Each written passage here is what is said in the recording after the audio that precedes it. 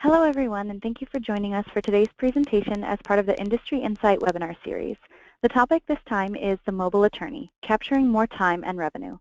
Speaking today will be Mike Staffy from Bellefield. Mike has extensive experience in providing solution-based products and services. His experience includes a number of leadership positions while working as a sales executive, solutions architect, sales engineer, and application engineer. Mike's experience specializes in growing and implementing new technologies and business solutions. Mike holds a Master of Science in Information Technology Project Management and a Bachelor of Information Technology Management. The Industry Insight webinar series is hosted by the ABA Legal Technology Resource Center. To stay updated on upcoming webinars or view previous videos, visit ambar.org/industryinsight. You can also stay updated on legal technology news through our blog, www.lawtechnologytoday.org. Thank you all for joining us, and we'll now begin the webinar.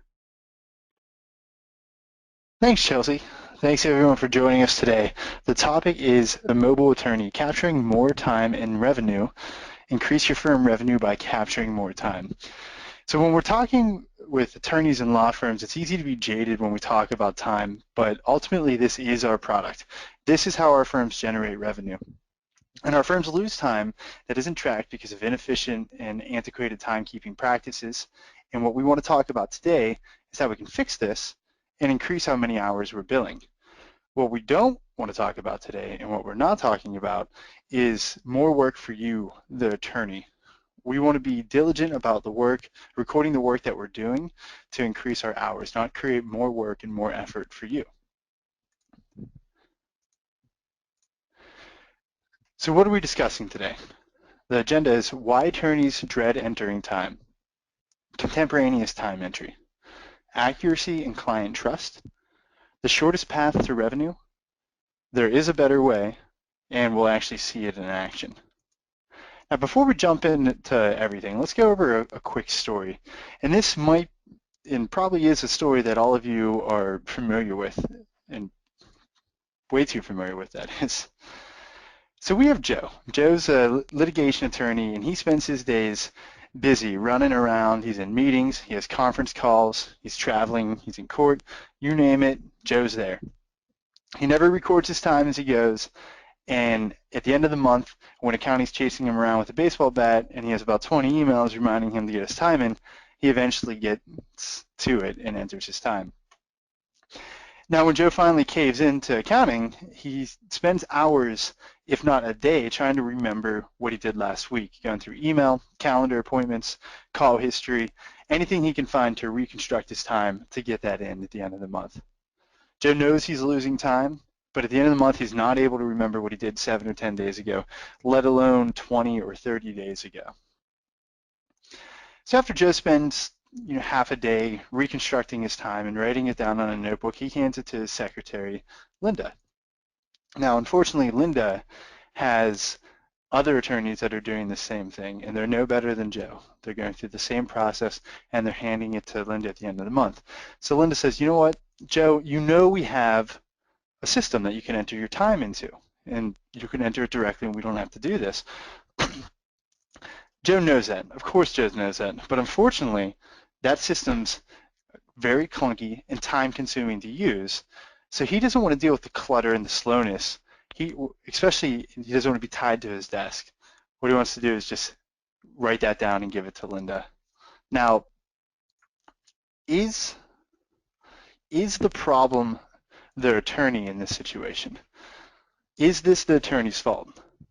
And the answer is absolutely not. The problem is that we're still using technology that was designed in the 70s to enter our time. So a quick history lesson. Skadden Arps in the 1970s created the first time and billing system ever for law firms. They had a problem where it was taking them 8 months to bill their time, or 8 months for their billing cycles, and they needed to reduce that. So they get an accounting developer to create this time and billing system for them. They get it in place. They effectively lower that to a 3-month cycle. But what we can learn from this is even though they lowered that cycle, they didn't achieve time entry efficiency, accuracy, transparency, and that's because those are things that result from the timekeeper focus on the timekeeper, not the focus on that billing system and cycle. So sure, these systems have been updated since the 70s, but if you're familiar with what I'm talking about, and you've probably seen it, much stuck in the 1990s. So I'm a big fan of what Windows 95 did for us as professionals, but it's worlds apart from how we interact with technology today, not only in just how it looks, but even the devices that it's available on. So that leads us into attorneys dread entering time. And is it just the interface? Is that the only issue? That's a big part of it. The interfaces and the clunkiness slow us down, and it's not practical to expect a timekeeper and an attorney to use this 10 or 20 times a day to make their time entries. So we put it off. And that leads us into, it has long activation energy. So if you've been on our webinars ever before, you're probably familiar with the term activation energy, or if you read certain books. But if you're not, what activation energy is the amount of effort it takes to start a task. So think of it this way. If I have to start up a program and click through all these different interfaces and all these drop-down boxes to just make one single time entry and it takes me 5 minutes to get there, I'm less likely to do it. Now, if it's one click, it's instant, it's in my pocket, it's right with me, I'm more likely to do it. Think of this like the cookie jar. If the cookie jar is next to your bed, you're going to eat cookies throughout the day. If the cookie jar is in the basement, you're less likely to eat cookies. So that's what activation energy is, how much effort it takes to start a task. Limited to the office. And this is really important because in today's day and age, we're not just limited in the office. They're limited to the office. In the 1970s, when they were fixing those problems, sure, everybody was at their desk. These are the days when the phone would ring and it had a cord attached to it. That's not the case anymore. And this leads us into the other issue that we are just talking about, activation energy. If I have to be at my desk to enter time, I'll only enter time when I'm at my desk. Now don't worry, you can VPN in or Citrix in when you're not at your desk. That takes long activation energy. It takes us longer to get through Citrix, if it works, longer than that 0.1 is worth to log it. We're not going to spend 0.2s to log 0.1s. My favorite on why we dread entering time is that it's easier to give to an assistant. So think about this. The assistant's not magically getting this time and entering it for us. We're still doing the work. We're still going through that process, giving her the notebook, giving her the email, whatever it is, to get that time in. So the problem is that our process of doing the work, not only is it inefficient, it's just not reliable either. So we already have that effort. Whether it's just 8 hours at the end of the month, 4 hours at the end of the week, you're doing the work to get your time in. You're just not the one actually putting it in. So if we can make that all easier, that will help with this. But that's why we have that bad taste in our mouth, so we give it to the assistant. So we know why we dread entering time, but what does this actually do in terms of our firm's revenue?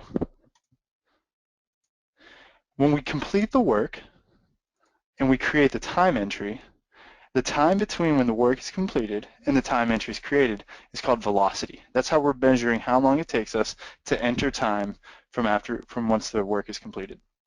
Now, if our velocity is under a day, that means we're doing same-day time entry. We call this contemporaneous time entry. This is the goal. We want to be contemporaneous because if we're not, what happens once we get to 2, 3, 4, 5 days or more, that's when we start experiencing problems, and then that's when the time leakage is occurring, and then that's when revenue is affected. Specifically, once we hit day 2, day 3, our accuracy is dropping dramatically, and then once we hit 4 or 5 and worse than that, that's when we're really experiencing the bad problems. Now, what are these problems? What specifically am I talking about? We have time leakage. If we're not accurate, what time leakage is that we weren't accurate enough to enter the time that we actually worked, so it didn't get billed. Think about that. We worked, but we're not getting paid for it. That's the hard one. That's the tough one to swallow, and that's what everybody's familiar with. But there are other issues that are going to come from this that you might not have thought about before. Longer billing cycles. The longer it takes me to get my time that I complete the work, the longer it takes me to actually create that time entry and get it to accounting, the longer it takes for them to get it to the client to pay us. So that billing cycle becomes longer, and we're working against ourselves. Now, if that time was in right away, if I get it in on day one, accounting can do whatever they want at that point. They can close it right away, they can get it out to the client, and we can be paid in weeks rather than months. Rejections. This is becoming a hot topic for us, and we've been looking at a lot of correlations with this and seeing some really cool things. The longer it takes us to make time entry, the more likely we are to have rejections. So think about that. Our accuracy is diminishing. So our customers, our clients are telling us, hey, we're not going to pay that bill. So as our accuracy goes down, our rejections go up. This causes another problem. It's a waterfall effect. We now have diminished client trust. If you think about it in the sense of rejections, if the client's paying you for 100% of the bill that you're giving them, that means that, hey, we trust you, we believe you. Now, every time, the further you get away from 100%, when we're talking 90, 85, 80% of bills actually paid, because we're experiencing those rejections, they're basically telling us, hey, we don't think you did that work, or we don't agree with how this is billed, it's not accurate enough, we're not going to pay for it. So that has an impact not just on the revenue, but in the trust that we have. So the iTimekeep can make time entry so second nature that we're going to be contemporaneous, meaning that we're going to stay within that one-day window. We want to be same day. And if we can achieve that, we're not going to experience the problems that we see happening starting day 2, 3, 4, 5. And I'm going to show you exactly how we accomplish that here shortly. So there's nothing constructive about reconstructive time, and it's actually very destructive. A lot of destructives. So it's destructive. It's hurting how much we bill. It's creating a poor client trust. It's not helping our brand in any way. Now we experience time leakage. We already talked about that, but we know that as we reconstruct time, we're not billing for all the hours that we're actually working.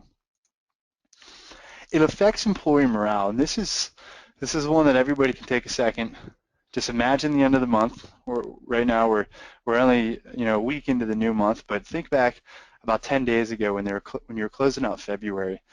You have accounting breathing down your back, saying, hey, we got to get this time in. We got to close the month. Your time's not there. It has to be there. Then you're dropping all of your work to spend an entire day reconstructing your time and get it in. Nobody's happy in this situation. Nobody's walking around the office smiling and laughing. So just think about the atmosphere that we have at the end of the month and put that to the test. But it does affect employee morale. When we're busy like that and we're under the gun for deadlines, we're stressed out and we're pushing to achieve something that we have to do. It's not necessarily what we want to do. And we have to put this in there to beware of passive time capture. So what is passive time capture? Passive time capture is basically, it's a software that's going to record everything you do, and then it's going to put that time in for you at the end of the month. Sounds great, right? When you put it that way, it does, but the reality of passive time capture is that what it does is it procrastinates that reconstruction. Basically, you're pushing it back, saying, okay, I don't need to worry about this. And then at the end of the month, I'll just make sure that everything's good. But we have the same problems just as if we were reconstructing at the end of the month on our own. How do we know what we did 3 weeks ago? How much do we have to shift through to actually get the time entry done? We're still spending 8 hours. Think of it like a messy garage. You come home from work, you see the garage, there's a few things laying around. Oh, I'm going to clean that up. You don't get to it, so a week later you come back. Now there's, you got footballs and basketballs and bikes laying around. It's even messier. You're like, okay, I'm going to get to it. By the time the end of the month rolls around, you have so much stuff laying around, you don't even know where to start. And that's what it's like when we're looking at our time entries. We have all these time entries that this passive time capture solution captured for us, and we're looking at it, where do we even begin? I don't know what's real, what I did, what I didn't. How do I check this? So be wary of that. Now, I don't know if this is good news, but it should definitely make you feel a little bit better. You're not alone. If you're thinking, Mike, this is exactly what I'm experiencing at the end of the month, I don't enjoy it, and you're grinding your teeth as I talk, you're not the only person on the call doing that. Actually, we pulled information from a third-party time entry survey. It's the first of its kind. And what they did was they had over 100 responses from firms with more than 70 attorneys, and they were focusing purely on time entry. So we're not going to get into the whole survey, but I want to show you the things that stuck out to me from this survey.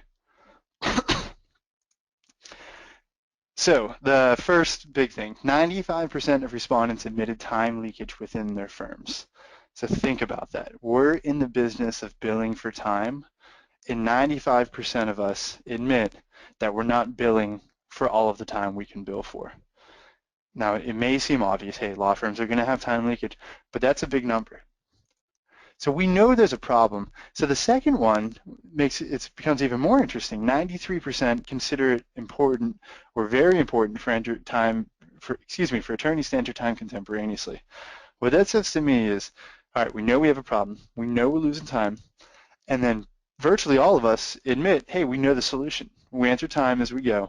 We're not going to experience these issues. It makes perfect sense. But what was really surprising is this last one here. 45% of firms do not enforce or do not have a time entry policy. So think about this whole slide. We know we have a problem. We know the solution. Half of us are doing nothing to even fix that. So why is that? And how can we fix that? The one thing is that we have tools, we have policies, we have these different ways of attacking this, but they're not always effective, and let's talk about why. So we're talking about policies and tools here, not policies or tools. If you look at the first quadrant of our graph here, we have no tools and no policy. That means we're leaking time. No policy saying, hey, we don't care when the time is in. It doesn't matter to us. Or at the very least, hey, get it in at the end of the month and that's fine. We don't see any importance anywhere else. That's the message it's sending. And then no tools means, and on top of that, we're not even going to give you a convenient way. So even if you wanted to be contemporaneous, it's not going to happen. Now, if we do have a policy, what that's saying is, hey, this is important to us. We know if we get time in daily that it's going to be better for us and we're not going to have leakage. So you, the attorney, enter your time daily. But what happens? It's hard to enforce because you can't actually achieve that because you don't have any way of entering time daily. Go back to our story earlier. We're running around, we're working on different devices. We're not always at our desk to enter the time, so it's not going to happen. So without the tools, we can't achieve the policies that are set in place. Now, what if we have tools, but we don't have a policy? Then we have a low engagement. We say, hey, here's how you enter time. It's great. But guess what? We don't actually care when it comes in. So you're going to take your time and you're going to focus that on practicing law, not using the new tools they just gave you, because there's no reason to.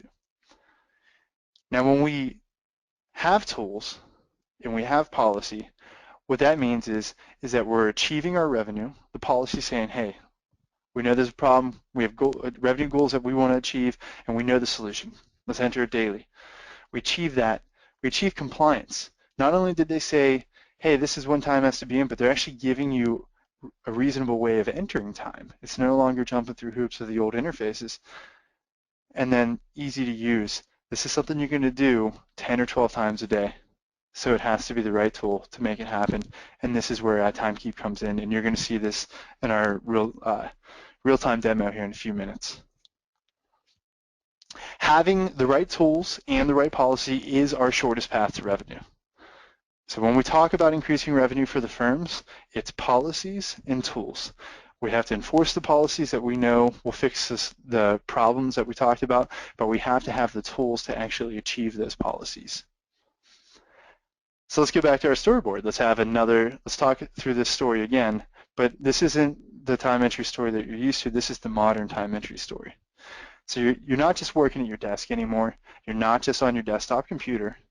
We need to be able to enter time wherever we're at with whatever device we're working on. So we can be in the airport on our phone. We could be at Starbucks working on our iPad. We could be at home on our laptop. You need to be able to enter time from anywhere on any device. Now, it needs to work 100% of the time. It needs to be reliable. When you go to use this, if it fails you, ever, you're not going to like it. You're not going to use it. You're going to say, oh, that never works. It's just like that clunky system we were using before. Every time I go to use it, it never works. Think about Citrix. I hear this all the time when people talk about VPNing in. They say when it works, it's great. So they never use it because they don't want to worry about it. And it has to be easy to use. Who knows where you're going to be making your time entry? Are you in court? Or did you just get off the phone in an airport? Are you at the client's site? You need to be able to enter time quickly, and it can't interrupt what you're doing. It needs to take 20 seconds. And secure. And for those of you who take public transportation that are sitting on the webinar right now, this might be a scene that you've seen before. How many times do we leave something on the bus or something gets stolen? We're talking about a portal to your most sensitive information for your firm. We're talking about seeing client information, matter information, possibly even financial information. And you see hacks happening all the time. When these devices are left behind or taken from you, you don't want to be responsible for what can happen. So we need to make sure that these solutions take that into account, because it happens every day. That's just how life works. So now we talked about the problems. Let's talk about the solution. The iTimekeep is a solution designed from the lawyer's point of view.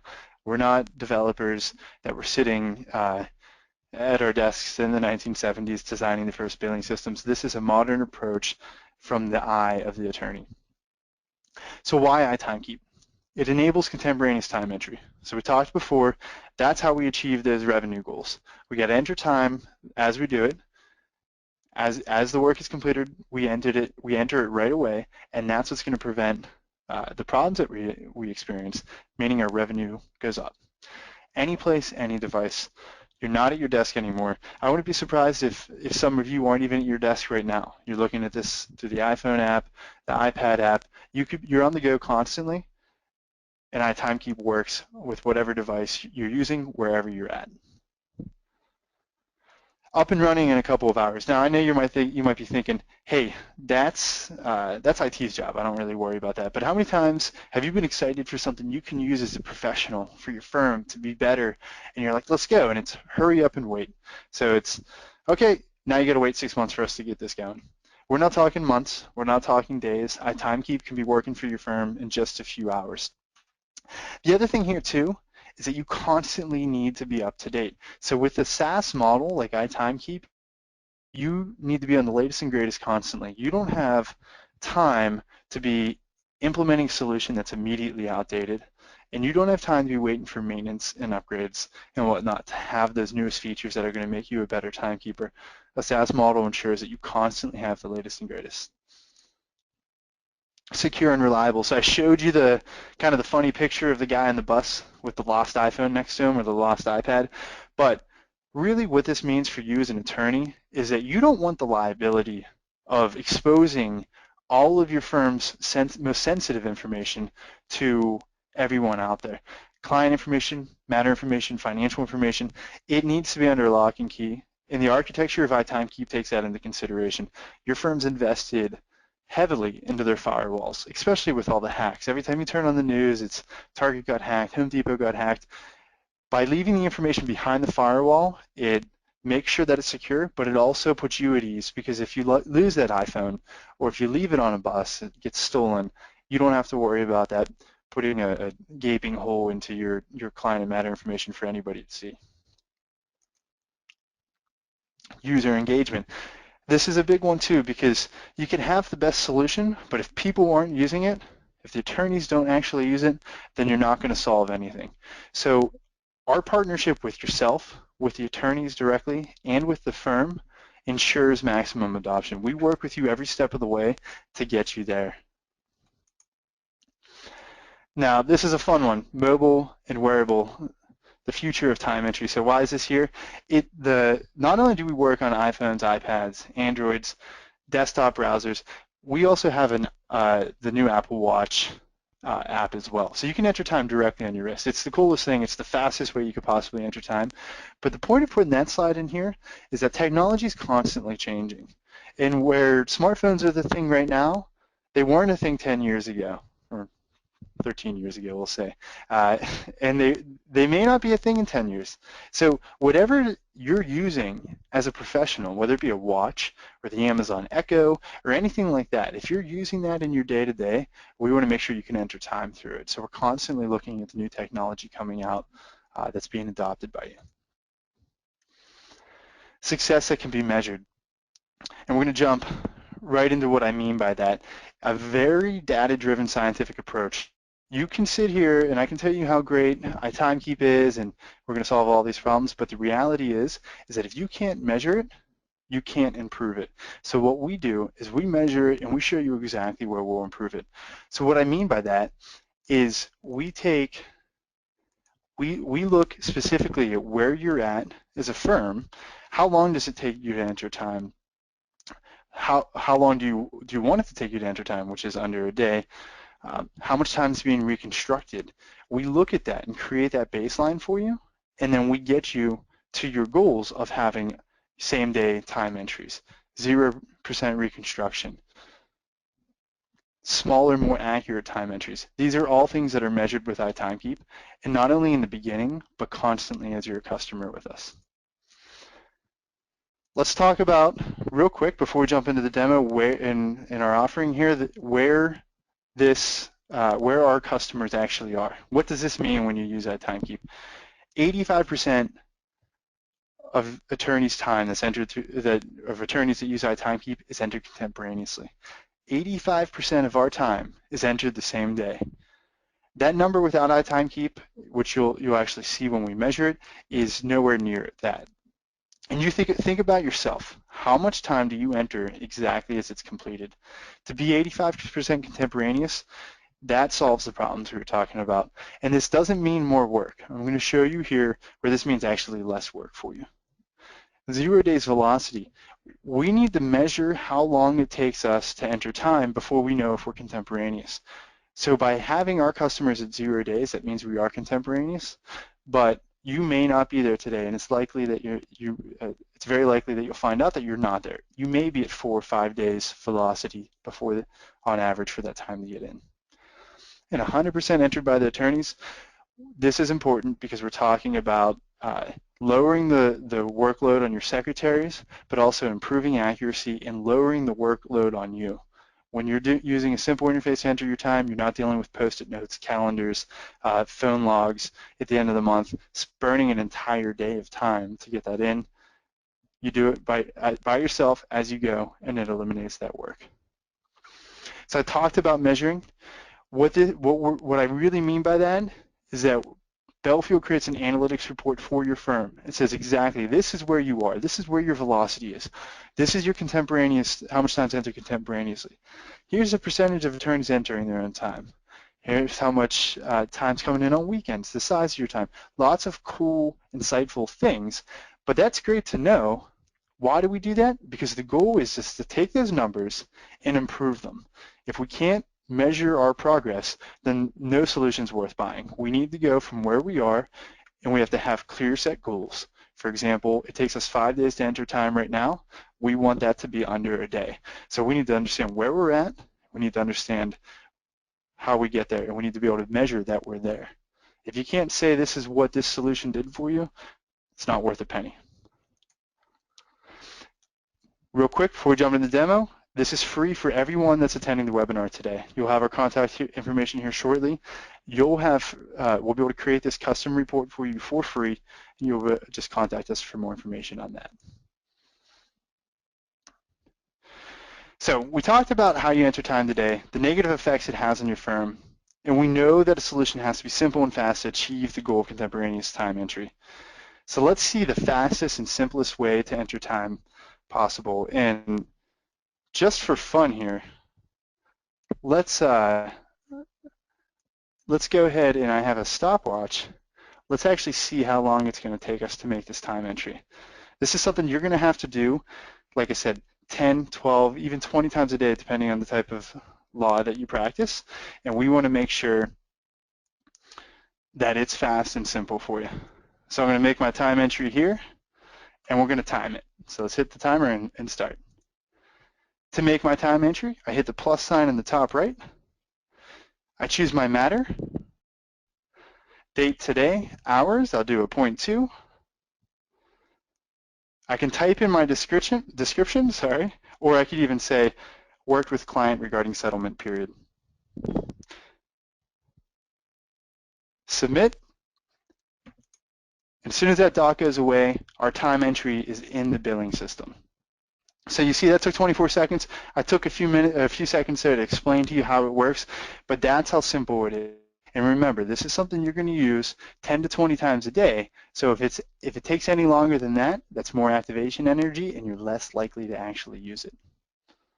So we'll move my fake iPhone, and let's recap what we just talked about. We talked about why attorneys dread entering time.